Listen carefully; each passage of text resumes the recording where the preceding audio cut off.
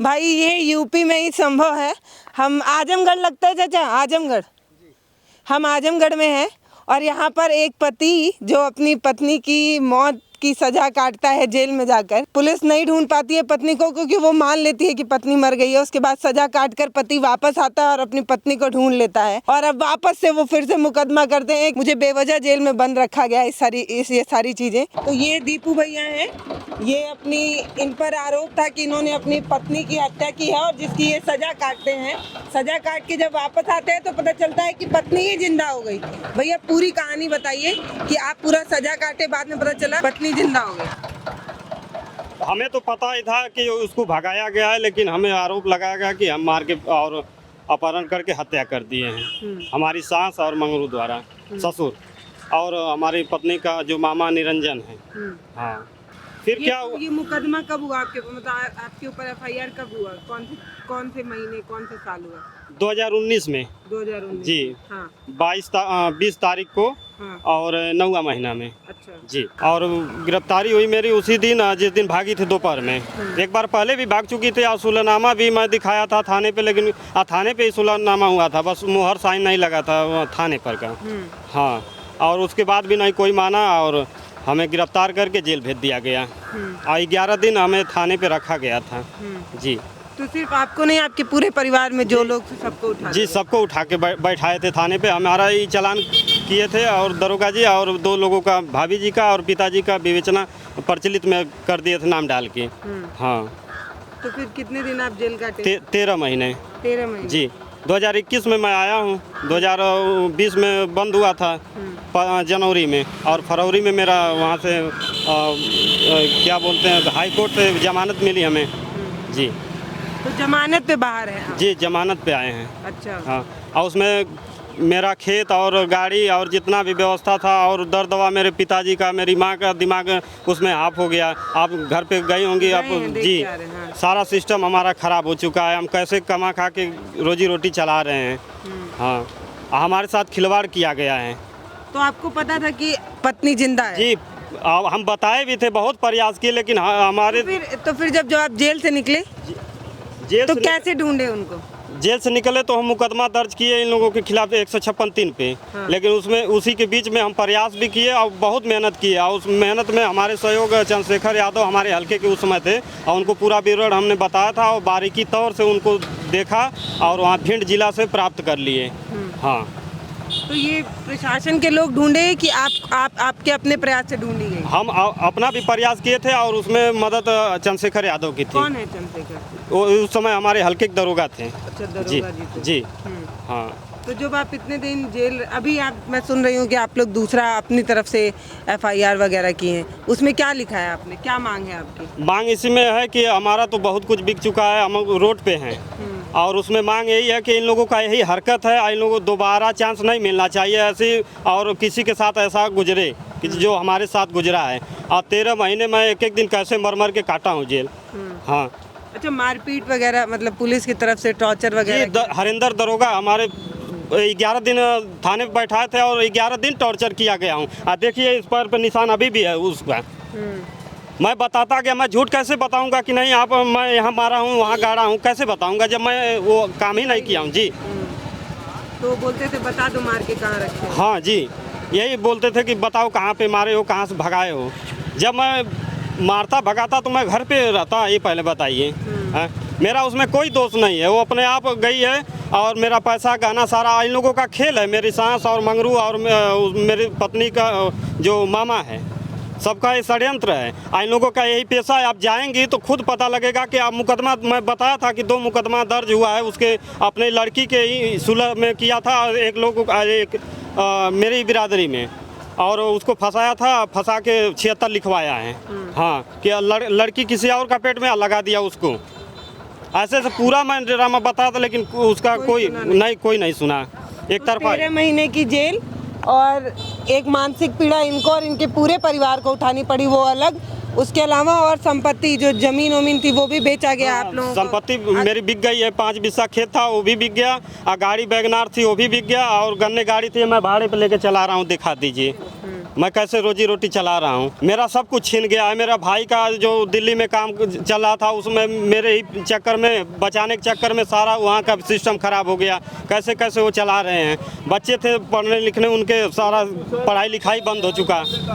इतना सब अत्याचार किए हमारे साथ। मैं बताता गया मैं नहीं ऐसा गुनाह किया हूँ, लेकिन कोई नहीं सुनाई, कोई नहीं सुनाई हुई मेरी। अभी क्या कार्रवाई कैसे बढ़ रही है, अब क्या कार्रवाई तो जजमेंट मिला है। जजमेंट मिलने के बाद 498 जब मेरी औरत मिली थी 2022 में, तो मुकदमा खत्म हो जाना चाहिए था, लेकिन मुकदमा नहीं खत्म किए।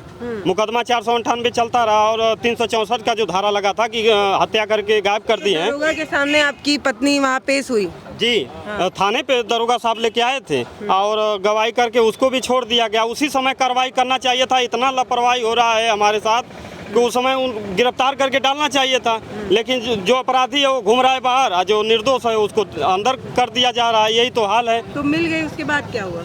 मिलने के बाद मैं बहुत प्रयास किया, लेकिन उस समय कोई FIR नहीं मेरा दर्ज किया और मुकदमा चलता रहा। 498 का 364 हट गया और उसके बाद मैं जजमेंट मिला है तब जाके थाने पे मैं आया, और थाने पे आया तो कोई सुनवाई नहीं किया, कोई भी नहीं। तो SP साहब के यहाँ गया, SP साहब तुरंत संज्ञान में लिया और उसका कार्रवाई के आर्डर दिए यहाँ पे थाने पे, तब मुकदमा लिखा गया। जी, क्या हो गया आपकी वो पत्नी? नहीं, उसी समय 2022 में और नवंबर का महीना था, नवंबर 9 होता है क्या, उसी समय वो मिली थी और गवाही दिलाकर और उसे छोड़ दिया गया। जी, और जिस लड़के के साथ भगी थी वो लड़का भी आया था। तो अभी कार्रवाई हुई है, मतलब कुछ कार्रवाई यही है कि मुकदमा दर्ज हुआ है। हाँ, मुकदमा दर्ज हुआ, लेकिन गिरफ्तारी नहीं हुई है।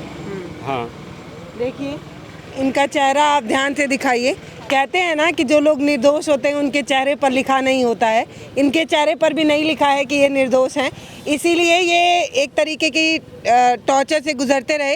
अब इनकी शरीर गवाही दे रही है कि किस तरीके का टॉर्चर इनके ऊपर हुआ होगा, सिर्फ इसलिए कि कबूल दो कि कहाँ तुमने मारा है। तौर से हमें इतना टॉर्चर किया गया, इस पे इतना झापर लगा कि आज मेरी निगाहें आप देख रहे हैं कि इतना लाल आँखें हैं। मैं दवाई करता हूँ लेकिन नहीं सही होता है। इतना मैं टॉर्चर वहाँ थाने पे मुझे किया गया था। अब मैं बोला भी दरोगा साहब से उस समय कि अगर एक भी मुकदमा हो तो हमें टॉर्चर करिए, लेकिन एक मुकदमा नहीं है। थाने पे आप इतना बड़ा क्राइम दिखा रहे हैं, मेरे साथ ऐसा खिलवाड़ कर रहे हैं। जब मैं बता रहा हूँ कि यही सब भगाए हैं, लेकिन नहीं माने। तो जब पत्नी वापस आ गई तो उन लोगों की तरफ से कोई माफ़ी कि अरे यार हम नहीं, कोई माफ़ी नहीं। ना मेरी सांस आई न बताने कि हाँ मेरी लड़की मिली है। थाने पे आके मिल के अपने चली गई। जी, कोई माफ़ी नहीं। हाँ, आज जब मेरे भाई गए थे खेत बेच के कि पैसा ले लो, 14 लाख का डिमांड किया था और मेरा 14 लाख का खेत था उस समय, लेकिन 14 लाख का मजबूरी में कोई नहीं देता। मेरी सास ने, क्या मेरा भाई ने कहा कि भाई जो भी कुछ लेना है ले लो, आप मेरे भाई को छोड़ दो। हाँ, हम लोग गरीब आदमी हैं, ऐसे थाना पुलिस कोर्ट कचहरी मत करो। लेकिन नहीं, वो मानी, कहे खेत बेच दो, घर बेच दो, कुछ भी बेच दो, मेरी लड़की ला दो। हैं, और जब लड़की आ गई तो एक बार भी नहीं बताई कि हमारी लड़की आ गई है। हाँ, मतलब परिवार वालों को पता था? हाँ, पता था। उन लोगों को पता है कि हमारी लड़की भिंड जिला में वो सुरक्षित करके ना मुझको फंसाई थी, हत्या और अपहरण। आप कह रहे हैं कि आपके ससुराल पक्ष वाले जानबूझ के आपको फंसा दिए, जानते हुए कि उनकी बेटी जिंदा है? जी, जानती है। हाँ, मेरी सास वो जानती थी कि मेरी लड़की जिंदा है और हम ही लोग हटाए हैं, लेकिन तब भी और घड़ियाली आंसू बहा के और हमें फंसाती गई। प्रिंट मीडिया की तमाम खबरों के अनुसार ये बताया जा रहा है कि 9 महीने की जेल काटने के बाद अपनी पत्नी की हत्या में 13 महीने मैं काटा हूँ। जी, 13 महीना, मैं एक दिन भी नहीं झूठ बोलूँगा, 13 महीने टोटल मैं काटा हूँ। और वो मैं अगर एक दिन भी कमी कर रहा हूँ तो आप जांच कर लीजिए, और जो जेल का कागज़ होता है वो खुद बता देगा कि मैं कितने दिन जेल काटा हूँ। तो प्रिंट मीडिया के खबरों के अनुसार 13 महीने की जेल काटने के आरोप इन पे ये था कि इन्होंने अपनी पत्नी की हत्या की है। जब 13 महीने जेल काट कर जब वापस आते हैं तो पत्नी जिंदा हो जाती है। आप सोचिए कि जब ये जेल काट लिए, इनके परिवार वाले एक मानसिक पीड़ा और जो और आर्थिक नुकसान हुआ है उसका क्या सवाल, ये इनका अब यही है। यही आपकी मांग क्या है? मांग हमारी है कि हमारा दिन तो नहीं मिल सकता, ऐसा दिन किसी को न दिखाएं, और इन लोगों को कड़ी से कड़ी सज़ा मिले। जो नुकसान हुआ है अगर मदद मिले तो हमें मिल जाए तो बहुत अच्छा होता। ऐसा मतलब किसी को फर्जी ना फंसा? हाँ, ऐसा किसी को फर्जी ना फंसा जाए। और दरोगा का काम होता है कि मैं ही किसी के बारे में अगर लिखवा दिया तो उनका काम क्या है, जांच करना, लेकिन जांच नहीं हुई है हमारे में। तो अभी आपकी आखिरी मांग क्या है? आप लोग क्या चाहते हैं? बस हम यही चाहते हैं कि कड़ी से कड़ी सजा मिले इन लोगों को कि दोबारा ऐसी हरकत किसी के साथ ना कर पाएँ। हाँ, ससुराल पक्ष को कह रहे हैं कि प्रशासन को? नहीं नहीं, ससुराल पक्ष को कह रहे हैं और दरोगा जी को भी कह रहे हैं कि दरोगा जी का ऐसा हिसाब नहीं करना चाहिए था जिस तरह हमारे साथ किए हैं। हाँ, जांच करना चाहिए था अच्छी तरह से कि क्या गलत है क्या सही है, लेकिन एक तरफा एक काम किए और मुझे जेल भेज दिए। हाँ, आप कह रहे थे उनको पता था?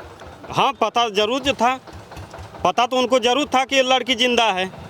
हाँ, लेकिन हमें ज़बरदस्ती मारा गया, टॉर्चर किया गया। कहाँ है कहीं भी अगर घर पे लाते थे तो घर पे रात में लाते थे, दिन में लाते थे, जब भी मूड करता था लाते थे थाने पर से और बोलते थे गड्ढा किधर दफनाए हो बताओ हमें। हम कहे साहब मैं कितने बार बताऊंगा, अब इसमें अब मैं कसम नहीं खाता हूँ, लेकिन कसम मैं खाना पड़ा उस दिन। और जब ज़्यादा टॉर्चर करने लगे तो मैं कसम खाया कि इसी धरती माँ के कोख से पैदा हुआ, इसी धरती माँ के अंदर चला जाऊँगा एक दिन, लेकिन ऐसी हरकत नहीं किया हूँ। अब इसके बाद मुझे गोली मार दीजिए और कोई परवाह नहीं है। हाँ, अब सच्चाई यही है। अगर कोई एफआईआर या कंप्लेन आती है त्वरित कार्रवाई के लिए ठीक है, आप लोग इनको उठाकर अपने थाने में बंद कर दिए या जो आपको तुरंत समझ में आए वो किए, लेकिन जांच करने की ज़रूरत तो थी ना। एक बार ये जांचने की ज़रूरत थी कि जो आरोप लगाए जा रहे हैं वो सही है या नहीं। कल इनको चोर बता दिया जाए, इनको डकैत बता दिया जाए, उनको कुछ और बता दिया जाए और आप उठाकर बंद कर देंगे, ये भी तो सही नहीं है ना। आपकी भी एक अपनी जिम्मेदारी है कि अगर किसी के ऊपर कोई कंप्लेन एफआईआर हो तो आप उसकी एक बार जाँच तो कर ले कम से कम। नहीं तो ऐसे ही जो मासूम लोग हैं जो कोई अपराध नहीं करेंगे वो 3 महीने 9 महीने कई बार तो सालों साल जेल में सड़ जाते हैं। उसके बाद कहीं बाद जाकर पता चलता है कि भैया इन्होंने गलती ही नहीं की थी, ये बस बुरी तरीके से फंसाए गए थे। तो ऐसे ही एक भैया हैं, ये इसी तरीके से बाद में अब पता चला है कि इनकी पत्नी जिंदा थी और इनको गलत मामले में फंसाया गया था और इनका पूरा परिवार एक तरीके की मानसिक पीड़ा, आर्थिक पीड़ा जो झेला उसका क्या एक सवाल है। नमस्ते, मैं हूँ पल्लवी, आप देख रहे हैं भारत एक नई सोच। बहुत बहुत धन्यवाद।